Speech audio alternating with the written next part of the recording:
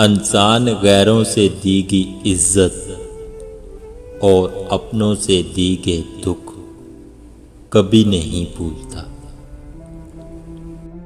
किताबों की अहमियत अपनी जगह जनाब, सबक वही याद रहता है जो वक्त और लोग सिखाते हैं। कितनी दिलचस्प बात है ना, समुद्रों का मालिक बस एक आंसू से मोहब्बत करता है।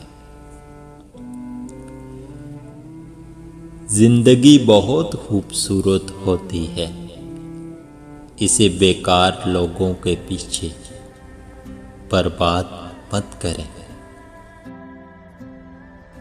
वक्त से शिकवा तो बहुत है, लेकिन इसकी ये आदत अच्छी होती है कि ये लोगों की औकात बता देता है।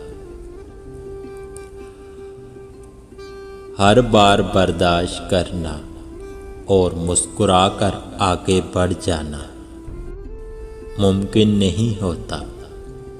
कई बार हम बिखर भी जाते हैं।